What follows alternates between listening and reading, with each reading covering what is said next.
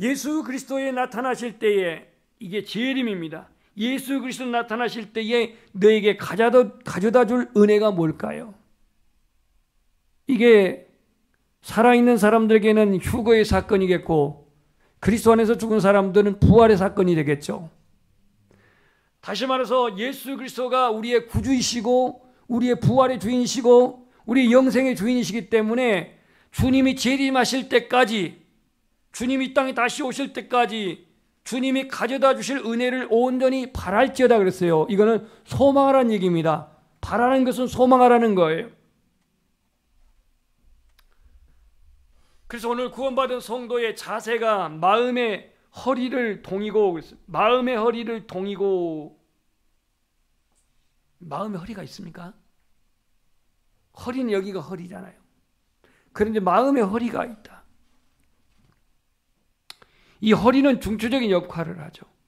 그래서 에베소 6장에 보면은요, 에베소 6장 12절 이후에 보면은 하나님의 전신갑주를 소개하는 데 있어서 머리에는 구원의 투구, 그 다음에 가슴에는 의의 흉배, 이 허리에는 진리의 띠를 띠우라 그랬죠.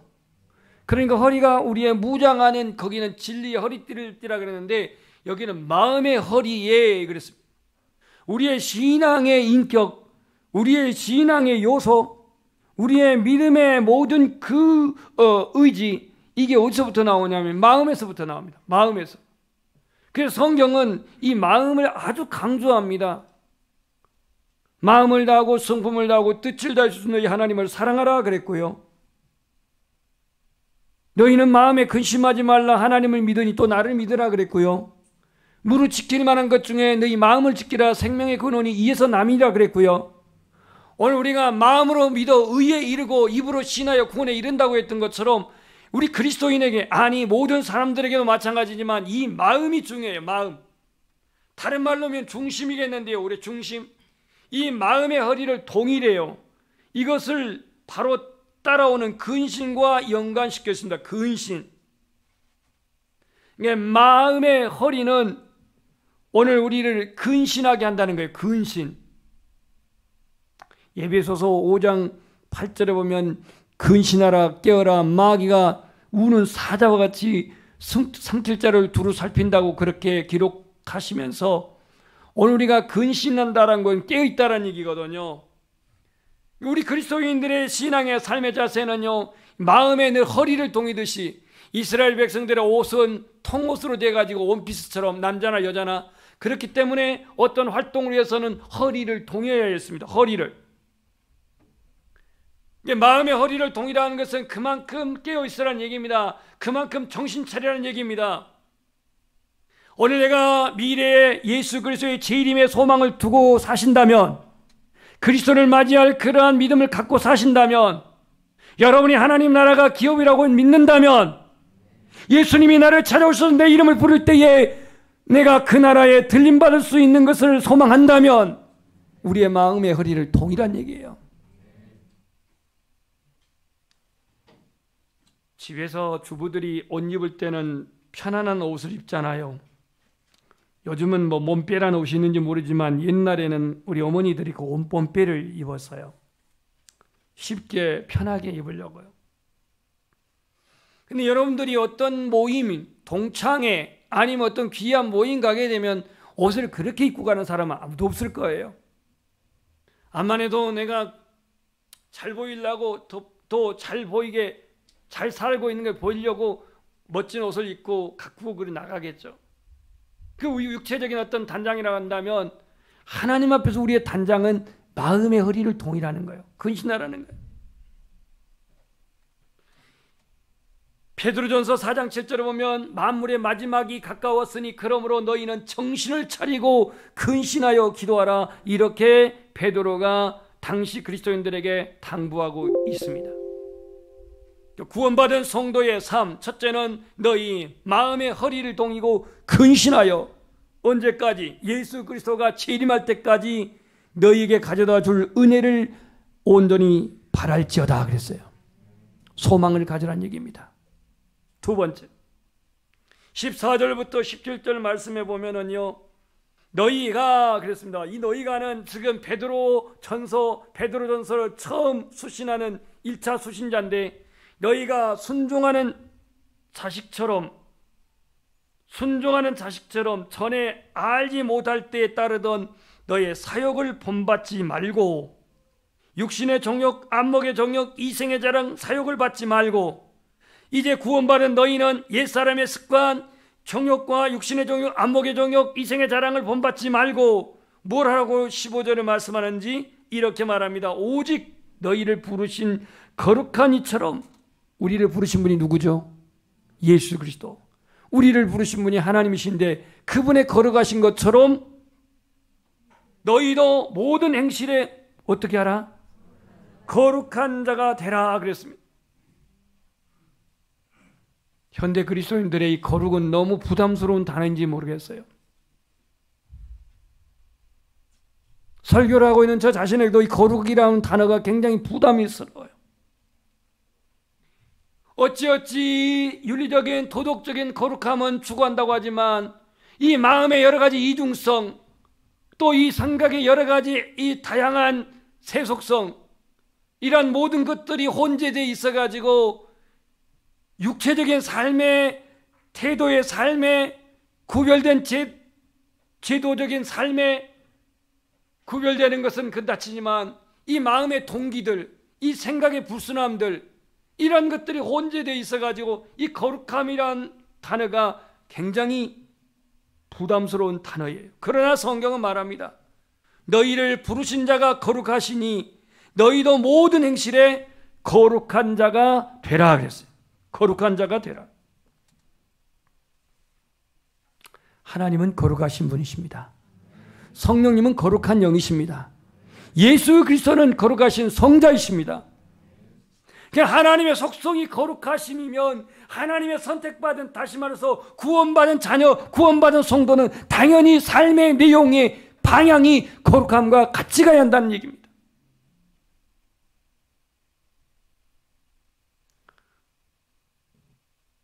요즘 대선 주자들이 나와서 서로 이전투구를 하고 네거티브를 하고 하다 보니까 모두가 다 범죄의 온상이고 다 그냥 악하고 다 부정한 것처럼 이렇게 보여지기도 합니다. 안타까운 것은 거기에 나오는 후발 주자들 중에서는 최아무개 또는 황아무개 이런 분들은 전부 다 장로님들입니다. 교회 다 그분들은 2차에서 다 떨어져 나갔지만 장로님들이에요. 그런데 장로님이다 아니면 목사님이다 하지만 구별됨이 있어야 말이죠. 차이점이 있어야 말이죠. 안 믿는 어떤 그런 주자들하고 다를 바가 있어야 말이죠. 동일하니 마음이 아플 뿐인데요. 오늘 우리가 구원받은 성도에게 부탁한 사도 베드로의 고백은 뭐냐? 너희를 부르신 하나님이 거룩하니 너희도 모든 행실에 거룩한 자가 되라. 우리 16절을 읽겠습니다. 시작.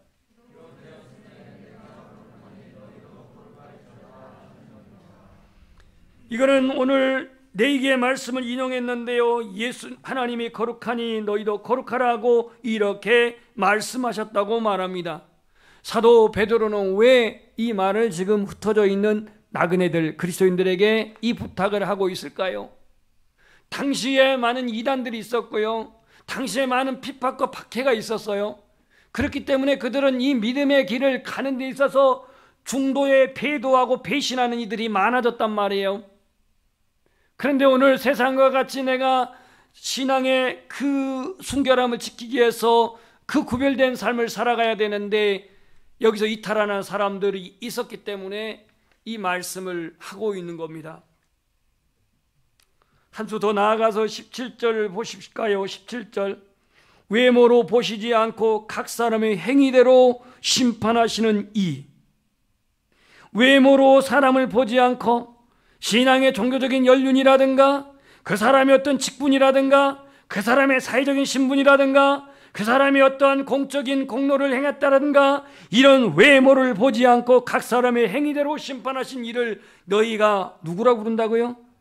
아버지라, 하나님 아버지라 부른즉 너희가 나그네로 있을 때에 두려움으로 지내라, 이렇게 말씀을 합니다. 두려움으로 지내라. 여러분, 오늘 우리가 이 세상 살아가는 데 있어서 이 구별되고 성별된 게 하나님의 뜻인데, 아무리 그것이 나의 삶 속에서 어려운 그러한 부담이고 과제랄지라도 하나님의 말씀은 우리에게 거룩하라고 말씀하십니다.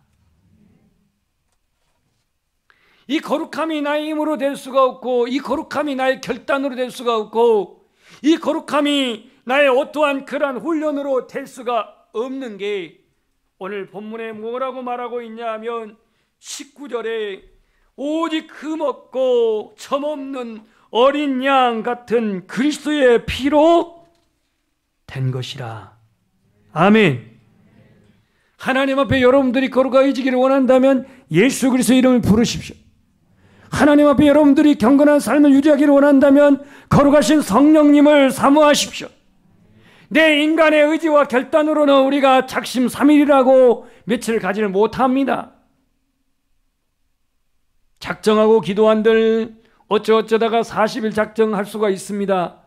교회에서 하니까 같이 따라갈 수 있는데 혼자 40일 작정 쉽지도 않지만, 일상생활에서 내 자신의 영혼을 구별하고 성별하고 그렇게 거룩하게 보존되어야 할 것은 하나님의 뜻입니다. 하나님의 뜻은 이것이니 너희의 거룩함이라, 말씀과 기도로 거룩하여짐이라고 했던 것처럼, 내가 구원받은 하나님의 자녀라면, 내가 하나님 나라를 소망 중에 바라보고 살아가고 있다면, 오늘 하나님의 뜻은 거룩함이라고 말씀하고 있기에 점과 흠도 없는 어린 양 같은 그리스도의 피로 우리가 구속 제삼을 받은 우리가 하나님의 자녀다운 거룩함을 날마다 이루어가시기를 축복합니다. 오늘 성도들의 택하심, 1장 2절에 보면 하나님께서 너희들을 택하셨다고 했습니다. 예수 그리스도의 핏부름을 얻게 하여 택하심을 받는 너희들이라 그랬는데, 택하심. 그 다음 1장 15절에 보면 너희를 부르신, 1장 2절에는 택하심, 너희를 부르신 이가 예수 그리스도입니다. 오늘도 우리는 나를 구속하시기 위해서 그 부르심을 받은 우리가, 아직 우리는 하나님 앞에, 하나님 나라는 이미 시작됐지만 아직이라고 하는 완성되지 아니하는 하나님 나라로 우리는 나아가고 있기에, 여러분들이 지금 교회에 있다고 해서 내 구원이 완성된 게 아니고, 내가 믿음의 집안에 태어났거나 기독교 집안의 3대, 4대, 5대라고 해서 지금 구원이 완성된 게 아닙니다. 오늘 베드로 사도는 너희가 나그네로 있을 때에 두려움으로 지내라는 얘기는, 그 다음에 빌립보서 교회 성도들에게 2장 12절에서 너희가 두렵고 떨림으로 너희 구원을 이루라고 하는 이 말씀은, 우리가 예수 그리스도를 닮아가고 종착역인 하나님의 나라에 이르기까지 우리의 구원은 과정에 있음을 확신하시길 바랍니다.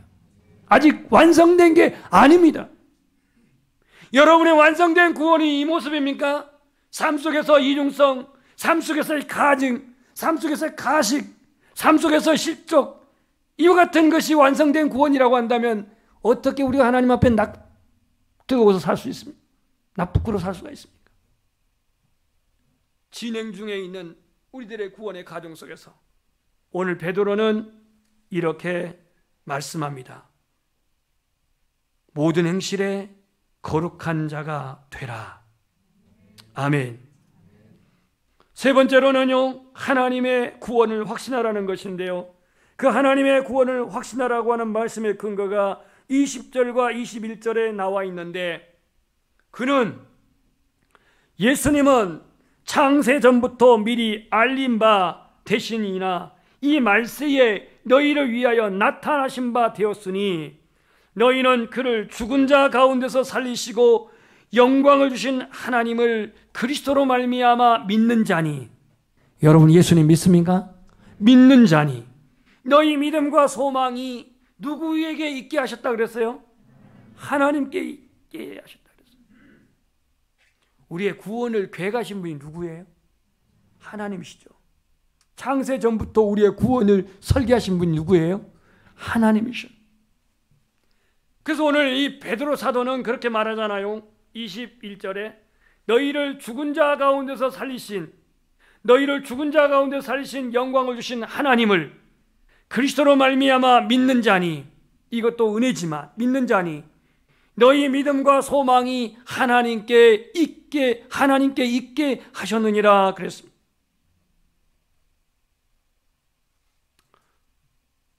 오늘 장차 우리 모든 믿는 자에게 부활의 첫 열매가 되신 예수님이 이 땅에 오실 때에, 그날에 우리가 예수 그리스도를 주로 신하고 그날에 예수 그리스도를 우리의 구주로 고백하는 이 모든 자를 부르실 때에, 오늘 우리는 이 하나님의 구원을 확신하는 자로서 그 앞에 설 수 있기를 축복합니다.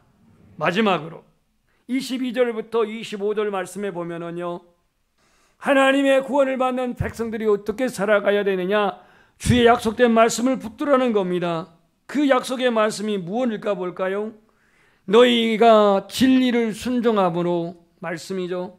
진리를 순종함으로 너희 영혼을 깨끗게 하여.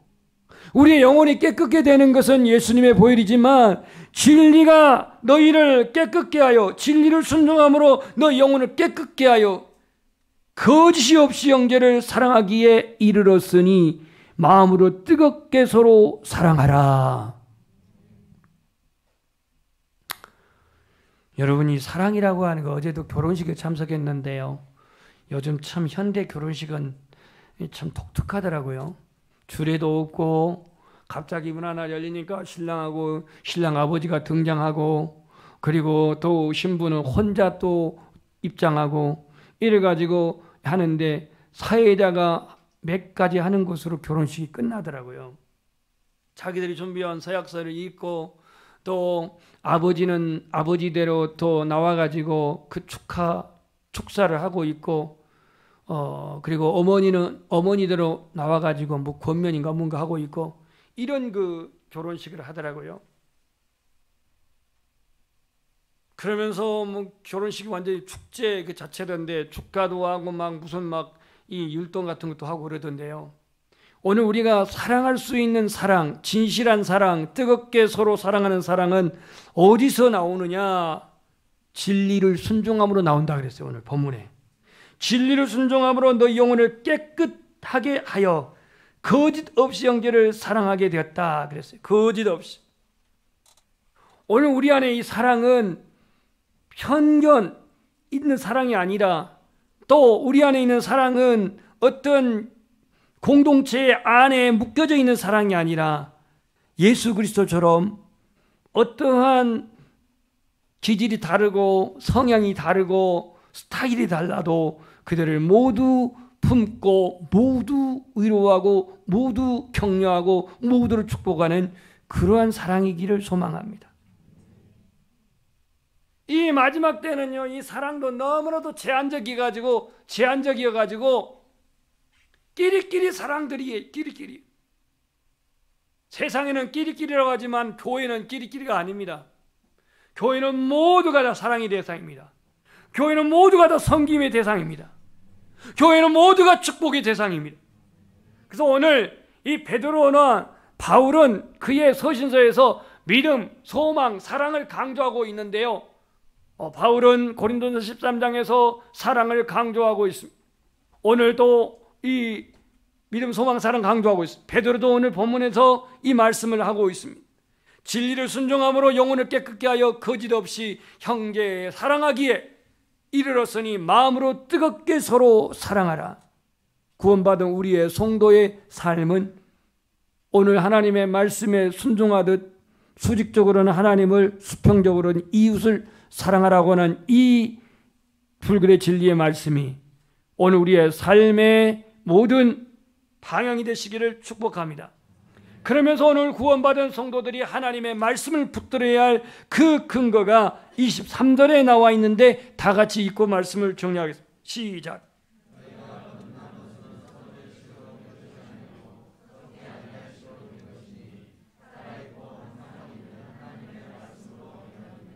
여기서 너희라고 하는 건 당시의 핍박 속에 신앙을 지키고 있는, 그 순교의 위협 속에서 신앙으로 살아가고 있는 이 성도들에게 흩어져 있는 천국을 바라보는 영적 나그네들에게 말씀하신 말씀이, 너희가 거듭난 것, 너희가 구원받는 것 썩어질 씨로 된 것이 아니요 썩지 아니할 씨 곧 하나님 살아있는 항상 있는 말씀으로 되었다고 말하면서 이사야에 있는 말씀을 오늘 베드로는 인용합니다. 이사야야 40장 6절 이후의 말씀, 모든 육체는 풀과 같고 그 모든 영광은 풀의 꽃과 같으니 풀은 마르고 꽃은 떨어지되 오직 주의 말씀은 세세토록 있도다. 오늘 이 하나님의 말씀을 구원받은 우리 성도를 붙잡으십시오. 의지하십시오. 말씀과 함께 사십시오. 어차피 내가 아무리 세상에서 소유를 많이 하였고 어떠한 그 스펙을 쌓았고 어떠한 그러한 스킬을 쌓았다 할지라도 우리의 인생은 유한적이에요. 본문에 나와 있는 육체는 풀과 같고 그 세상에서의 모든 그 영화는 꽃과 같이 화려할지 모르지만 여기 있는 이 꽃도 조금 있으면 이제 점점점 말라질 수밖에 없는 존재입니다. 이게 내년에도 이렇게 펴있지가 않습니다. 겨울이 지나면 이게 시들어져요. 이 가을에 핀 국화는 이때가 지금 한때인데요. 여러분들이 쉽게 보면 이 자연의 이치를 보면서도 우리는 착각하고 있습니다. 아무리 화려해도 그거는 잠깐입니다. 당시에 핍박받고 박해받고 있는 그리스도인들에게 너희 육체 풀과 같아, 그 모든 영화 꽃과 같아. 하지만 주의 말씀은 영원하다. 그리스도인에게 이 말씀이 영원하다라고 하는 것을 심어준 것은 너희들이 얼마 안 있어서 이제 본향에 갈 텐데, 그 하나님 나라에 갈 텐데 끝까지 이 말씀으로 승리하라고 하는 사도 베드로의 당부가 여기에 담겨져 있는 겁니다. 오늘 우리 그리스도인들은 제가 아까 시작할 때 하나님 나라는 이미와 아직이라고 하는 말로 전했습니다. 이미와 아직. 예수 그리스도가 이 땅에 오심으로 이미 하나님 나라는 시작되었지만 아직 완성되지 않았습니다.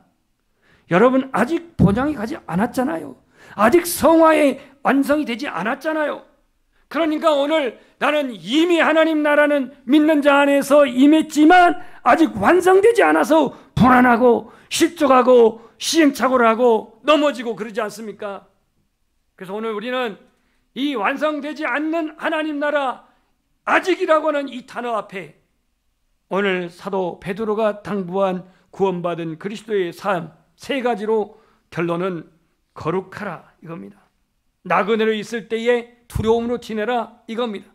마음으로 뜨겁게 사랑하라 이렇게 말씀하고 있습니다. 하나님의 말씀은 우리를 사랑하는 사랑의 편지입니다. 사랑의 편지예요. 물론 거기에는 책망도 있고 징계도 있지만 결론적으로 책망과 징계도 하나님의 사랑을 완성하고 하나님의 사랑을 온전히 나타나는 데 있어서 오는 과정인 것을 알 수가 있습니다. 눈에 보이는 것은 잠깐입니다. 그러나 우리는 눈에 보이는 잠깐을 자랑하려고 안달입니다. 무너질 것들을 붙잡고 그것을 소망으로 여기고 있습니다. 사라질 것들에 붙들려서 헛된 발걸음을 달려가고 있습니다. 오늘 우리는 이 시대를 분별하고 오늘 우리에게 맡기신 사명을 따라 살아갈 때에 먼저는 하나님의 택함받은 구원받은 자녀로서의 거룩함을 온전히 이루시기를 주님의 이름으로 축복합니다. 두 번째로 나그네로 있을 때 우리는 경건하여 하나님 우리의 이 외모를 보시고 우리 예물을 심판하시고 우리의 예물을 다하시고 중심을 하시는 하나님은 오늘 본문에 말씀한 것처럼 너희의 행실을 너희의 행한 것 다 하나님의 심판 앞에 설 수 있음을 기억하면서 나그네로 있을 때에 두려움으로 지내라는 이 말씀과 더불어서 우리의 삶 속에서 그리스도의 마음으로 사랑하라고 하는 이 사랑이 오늘 구원받은 우리의 삶의 내용으로 더욱더 승화되기를 주님의 이름으로 축복합니다. 찬송하겠습니다. 하나님의 나라라고 하는 찬양인데요. 채타카